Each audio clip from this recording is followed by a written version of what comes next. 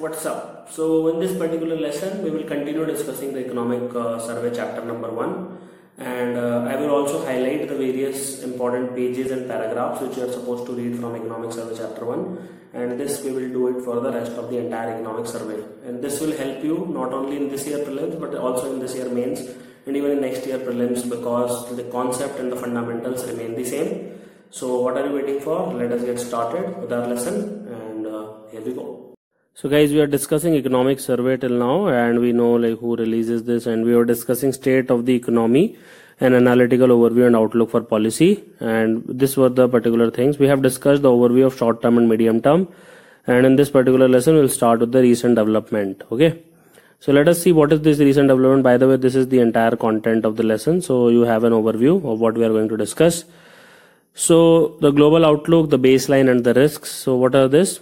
So the latest World Economic Outlook of the IMF, it shows global GDP growth accelerated to around 3.6% in 2017 from 3.2% in 2016. Okay, so in 2016 it was 3.2%, in 2017 it was 3.6%. So that was the global GDP growth, and the forecast for 2018, it was upgraded by 0.2% to 3.9%. So it is okay, it's modest, it's not that high, the global GDP growth, but we grow at a rate of around 6 to 8%. So although it was rebounding, but as you can see, the global growth is still well below the levels which were reached in the 2000s. We are still not able to reach there where we should be. So IMF is now forecasting that advanced country output gaps will close in 2018 for the first time since the global financial crisis. Okay, so that is also a huge forecast on the part of International Monetary Fund. So when this will occur, the wages will start rising. Wages means the salary, the income, and it will eat into the profits of the corporations, and inflation will also rise along with this. So if the inflation is rising, if the income are rising, the policymaker have no choice but to increase the rates. So it will deflate the bond valuations, it will undermine the share prices, etc. So all these things are bound to happen. Now what is decoupling? Decoupling means that when you are decoupled from something, let's say world is growing very fast, you are not growing that fast, or world economy is crashing but your economy is still fine. So that phenomena is called as decoupling. So let us see India's temporary decoupling. So until early 2016, our growth had been accelerating when growth in other countries was decelerating, but then the converse happened here in India. So as you can see, it's going on in the other directions. So world economy, it started on a synchronous recovery, but India's GDP growth and a number of other indicators like industrial production, credit, investment, it show like a decelerated decoupling. Means as you can see that the world economy is recovering, but our economy is not growing that well. It means that we are decelerating and it is decoupled from the world's economy.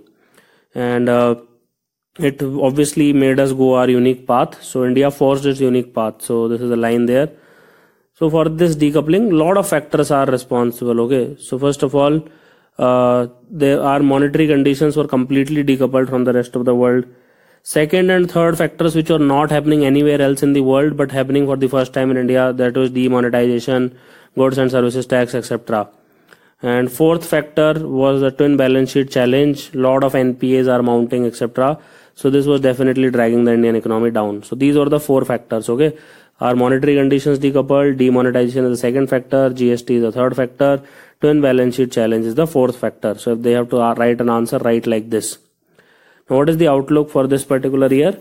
So the CSO has forecasted that we will grow at a real GDP growth rate for 6.5%, and average CPI inflation will be 3.7% for the entire year, and GDP deflator will grow by 3.6%, which is higher than the forecast of 2.8%.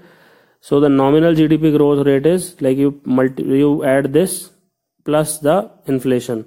So that will be the nominal GDP growth rate. Nominal minus the inflation is the real GDP growth rate. Okay. CSO estimated that the nominal GDP growth rate will be 9.5%, but it is actually 10.5%, which is good. Now, headline inflation for the first time, like RBI always want to keep it to 4% range, but it crossed 5.2%. Underlying inflation has also been increasing, but at a slightly slower pace, and it reached 4.3%. Current account deficit also widened up again, like this is the bad news for any economy, and it will be around 1.5 to 2% of the GDP. Foreign exchange reserves has reached the highest point. This is like the as good as possible. So forex reserve should be as high as possible. They have reached a record level of about $432 billion at end of December 2017, and they are well above the norms which are classified there. Now bond yields have increased sharply since August 2017, so it reflects a variety of factors like fiscal deficit might be greater than budgeted and expectations of higher inflation. For first 8 months it reached 112% of the total, and it was less, it is much above the 89% norm. Okay, this is mainly because of non-tax revenue. There was a huge fall, and GST revenue collections, they did not expect them, but they are really good, and they are earlier around 2% of the GDP. It will now be 2.3% of the GDP, which is huge. 0.3% of GDP is huge, by the way. But state governments seems to be closely to their targeted fiscal consolidation. Okay, and because center has guaranteed them a large increase in the indirect tax take because of the GST agreement, so they will do a lot of fiscal consolidation because of the benevolence of the center. It's as simple as that. Now the clothing package of 2016, so it's related to the clothes, the garments, the apparel industry.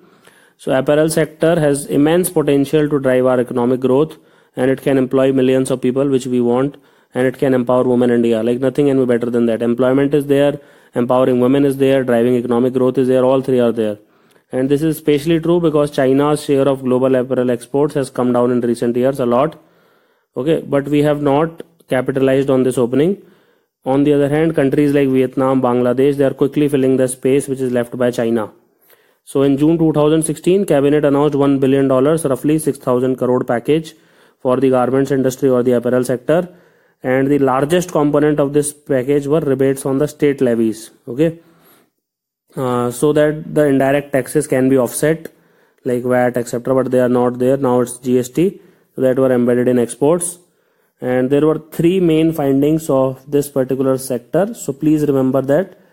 First is the package increased exports of ready-made garments made of the man-made fibers. Okay, so it depends on that. Okay, and it did not have a statistically positive impact on the ready-made garments made of other fibers.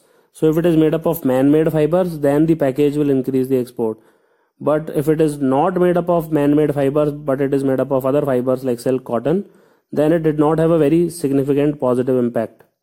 And the impact of MMF RMG, it increased gradually over time, and by September 2017, cumulative impact was 16%. Okay, so positive impact on the ready-made garments of man-made fibers after the package emerges starkly.